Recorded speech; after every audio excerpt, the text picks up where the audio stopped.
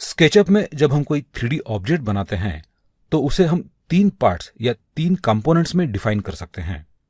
हमारे drawing area में एक ऑब्जेक्ट पहले से बनाकर रखा है। इस लेसन में आगे जाने से पहले हमें एक और टूल देखना है, क्योंकि उसे जाने बगैर हम आगे नहीं जा सकते हैं। उस टूल का नाम है सिलेक्ट।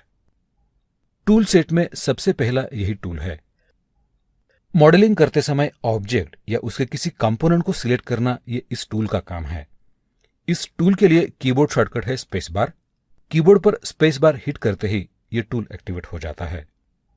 हमारे ड्राइंग में यह टूल पहले से सिलेक्टेड है। मैं अपना माउस पॉइंटर इस ऑब्जेक्ट की एक एज पर ले आता हूं और वहां क्लिक करता हूं। अब यह एज सिलेक्ट हुआ है। सिलेक्ट होते ही उसका कलर ब्लू हो गया है। अगर हम फेस पर सिलेक्ट करते हैं तो फेस सिलेक्ट हो जाएगा। अगर हम फेस पर डबल क्लिक करते हैं तो फेस और उसके साथ एसोसिएटेड 4 एजेस भी सिलेक्ट हो जाएंगी।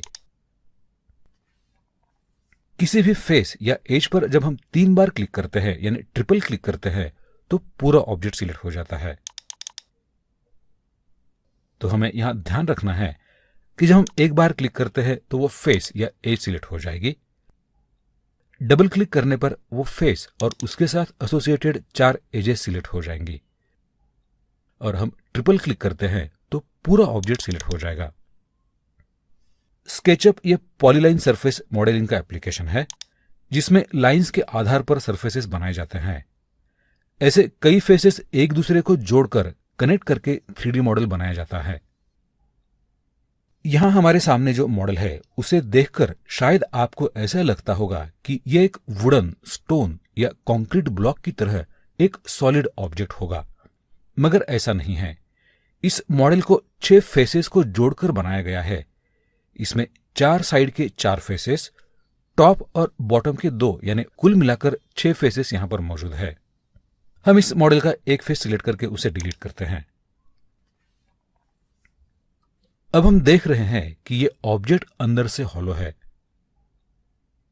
अब यहां दूसरी एक बात हमें देखनी है कि इस मॉडल के अंदर के फेसेस ग्रे कलर में है और उसी फेस का आउटर कलर व्हाइट कलर में है।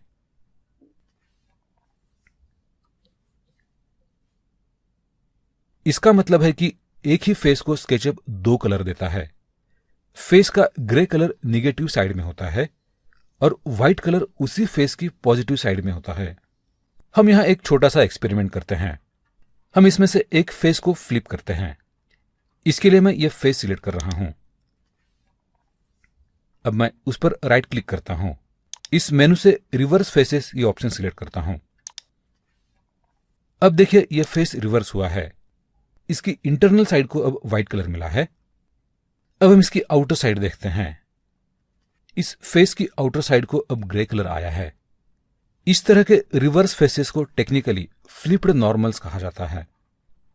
आप शायद सोच रहे होंगे कि हमें इसे इतना डिटेल में क्यों देख रहे हैं, क्या यह सही मायने में इतना इंपॉर्टेंट है? जी हां, बिल्कुल ये एक इंपॉर्टेंट टॉपिक है। जब आप स्केचअप में मॉडलिंग करते हैं तो हमें उसे अलग अलग टूल्स का इस्तेमाल करके एडिट करना होता है। तो ऐसे में हो सकता है कि आपका कोई फेस इस तरह से ऑटोमेटिकली फ्लिप यानी रिवर्स हो जाए। ये एक कॉमन बात है, मगर मॉडलिंग के दौरान बने रिवर्स फेसेस हम अगर उसी तरह से छोड़ देते हैं तो बाद में डिफिकल्टी आती है। जब हम अपने मॉडल पर wall texture, stone, brick, metal, glass जैसा कोई मटेरियल अप्लाई करते हैं तो यह मटेरियल बाकी नॉर्मल फेसेस पर तो अप्लाई हो जाएगा, मगर इस तरह के रिवर्स फेसेस यानी फ्लिप्ड नॉर्मल्स पर मटेरियल अप्लाई नहीं होगा। या वहां और भी कोई दिक्कत आ सकती है। हो सकता है कि रेंडर्ड इमेज में वहां ग्रे पैच नजर आएगा। हो सकता है कि वहां शैडो कास्टिंग में प्रॉब्लम आ जाए या वहां का एरिया रेंडर ही ना हो जाए। यह आपके रेंडरिंग प्लगइन पर डिपेंड है कि वह इसे कैसे हैंडल करता है। अगर हम कॉमन बात करें तो फ्लिप्ड नॉर्मल्स आपको हमेशा किसी न किसी प्रॉब्लम में जरूर डालेंगे। इसलिए मॉडलिंग के दौरान जहां भी इस तरह के रिवर्स फेसेस बन जाते हैं तो उन्हें इमीडिएटली रिपेयर कीजिए। रिवर्स फेसेस ग्रे कलर में बन जाते हैं, उन्हें आसानी से आइडेंटिफाई किया जा सकता है। हम इस फेस को फिर से रिवर्स करते हैं। इसके लिए हमें इस फेस को सिलेक्ट करना होगा। अब मैं इस पर राइट क्लिक करता हूं और मेनू से रिवर्स फेसेस ये ऑप्शन सिलेक्ट करता हूं।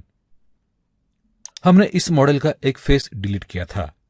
अब हम इस फेस को रिबिल्ड करते हैं, यानी फिर से क्रिएट करते हैं।